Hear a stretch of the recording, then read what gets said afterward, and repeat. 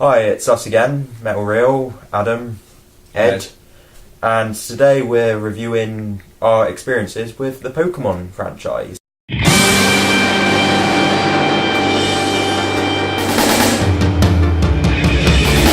I wanna be the very best, like no one ever was, to catch them. Alright, Ed. Right, just a bit of information for in case somehow no one out there knows about Pokemon, which I really doubt anyone. I think everyone knows about it nowadays.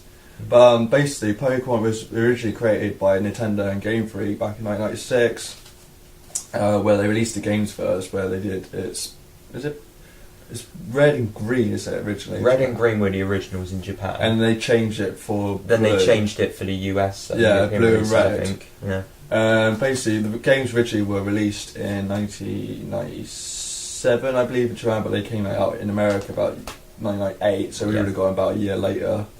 And again, the series, America got it in 1998, we got it probably about a year later. Yeah. And we're going to talk about, first of all, our first experiences with blue and red. Now, I had blue, Kay had red. You chose? I chose Charmander. Obvious choice. Because he's on the cover, basically. Well, yeah, and Charizard looked badass on the little game picture. I got blue and I got Squirtle. Now, I can't remember exactly if I watched the series beforehand or after, but I do remember having Squirtle as one of my favourite characters in the series because he's just really cool. And I'm not sure if that influenced my choice or if that's why I really liked him in the series, because I just had him on the game. Yeah. But, what was it like playing Pokemon for the first time? It was a little bit strange because I wasn't used to that kind of game. Because my first gaming experiences was playing the original Mario Brothers, playing the original Sonic, Tekken for me, playing the arcade game Street Fighter. Oh, that was a game. That's for another day. That's for the Tekken 3. That's when we have to get into serious shit there, mate. This is a video for another day. Pokemon. My first experience was with Red after being a Nintendo fan from the start with Metroid, Mario, Zelda. It's a me, I'm Mario! Exactly. So, I was a bit confused because I haven't really played an RPG game before apart from the Zelda series. Yeah, I think that's pretty... Because I played Ocarina of Time with my brother, as you know, bought a Nintendo 64. Yeah. And he borrowed, I think about 6 months, borrowed Ocarina of Time off his mate because he just took forever to finish it. I was just playing bits through the story every now and again, and I think that's the closest I got to an RPG before Pokemon, which was pretty cool. Yeah. But Pokemon kind of changed the game a little bit for RPGs. You had these little creatures which you controlled, captured. It was basically Tamagotchi meets Final Fantasy in terms of the battle system in a way. In a way, that's a really good way of putting it. Tamagotchi meets Final Fantasy. Or at least turn-based combat. Yeah. Tamagotchi plus dogfighting Pokemon.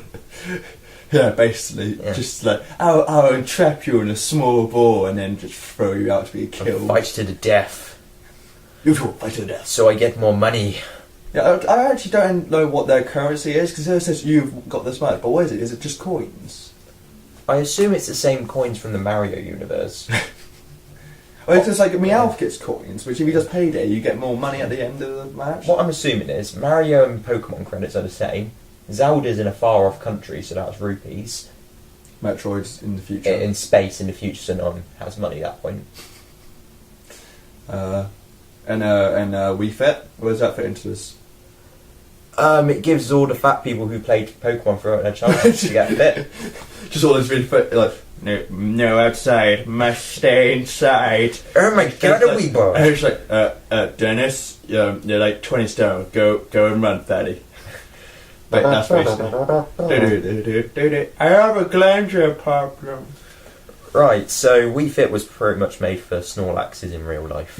Basically, but yeah, it's my experience. I remember spending like the first hour of the game just figuring where to go in the town, so I didn't actually have to go in the grass for ages. So I thought, oh no, I can't get the grass, I've got Pokemon. Yeah. I didn't really actually have to go in there, and that's how you got your Pokemon. Also, the first person you play in the game against, though, is Gary Mother Beepin'. Oh, because I'd rather keep the F's down in our channel. That's cool. Yeah, that's right, yeah. But so literally, like, if you obviously know where to go, we're in about the first 5 minutes of the game. Well, that's after your first battle. Well, that's after you meet Professor Oak, isn't it? Yeah. After you explain that your name and you tell him his grandson's name. Yeah, he somehow forgot his own grandson. He's a very forgetful guy. But Professor Oak is awesome enough to get away with it. Yeah, but basically, so you get a Pokemon, and then your rival Picks the type that has an advantage against it. Like, say, fire, he picks water. Water, he picks grass, he picks fire. which no one really picks grass unless you get Sceptile from the third generation. Well, Bulbasaur was the easiest one to raise in the original game. Well, I suppose for the first few gens, yeah. It was best for beginners. Of Yeah. course, if you're hardcore, you pick Charmander, you know. Yeah. And you literally just like trying to really scratch against Onyx for so fucking long. It'll work eventually, he'll bleed. Yeah, because the point is like, that's why you don't actually know the strategy part. I mean, that's the thing about Pokemon, it's really good as an RPG for kids. It's there for kids, And but it's got enough behind it so adults can put some really good. Because I mean, like, we still play it. Yeah, I still kick your ass in it. That's not to be discussed. Yes, it is. It's Torterra used Earthquake. And Catty cried. Yes, he cried a lot. Then again, like my Torterra with Gyarados team up is beastly. I'm imagining them in a Dragon Ball Z like fusion. I used it actually very quickly in Battle Frontier and in Platinum. I got to around 45 using those two. Togekiss was in reserve because he's high special defense. I only used him like 4 times. See, I just went all out attack. I just went Inferno. Oh, you said the F word. We screwed the chat up already. We're not classy anymore. No. Alright, shortly after Blue Red though, the series, we must have got into that though. Yeah. And as much as people don't like or find Ash as a really boring character, They envisage it was cool. They envisage themselves as Ash because Ash has the personality of the average tree stump. You want some Zelda or not? Zelda ones have personalities, that's the problem. That's a fair point. He has the average personality of a spoon. Yes. Awesome. We all watched Pokemon for Brock. I wish it for Misty. Gilly goo. And your girlfriend probably watched this video. She doesn't know who Misty. I don't think she actually watched Pokemon. And you're I mean, she probably and you're did watch, but and you're still out with her. That's you got to edit that crap out. But yeah, I mean, I think everyone watched it basically for Ash and Pikachu, because Pikachu was like. Well, I think a lot of people, they bought the game and they thought, oh, if we watch this, it will learn more about the game. Yeah, but then it does. But then you see the little kids. Oh my God! Explosions, bright colours, and cute things. Yeah, basically. But like as you just told me about 5 minutes, actually not longer than 5 minutes. We've been calling for 5 minutes. Yeah.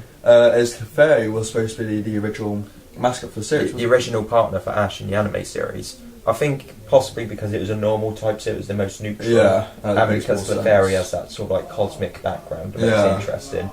But they chose Pikachu, more interesting to the boys because Clefairy's a reasonably girly Pokemon. Which, like literally, you can't, if you mention Pokemon, Pikachu's there. It can't be avoided. They've shoved Pikachu so much in our face, we can't think of Pokemon without Pikachu. No, it's just think about it. If you think Pokemon, if I can say the word right, Pika. yeah, is obviously you got Ash, then Pikachu, but then you've got to probably talk about the next big contender of Pokemon, which is Charizard. Yeah. Which, when he first came out the series, though he was awesome. He was an arsehole. He was awesome because he was an arsehole. Yeah. And he was literally, he's not a dragon, because he's not a dragon type, but he looks like a dragon. He's basically a flying fire lizard. Which was awesome. He was, when you first bought Red or Blue, you thought Blue. Blastoise. Which I prefer Blastoise. Yeah. I think he's a much more balanced character. Pretty much, Blastoise is a transformer mixed with a turtle.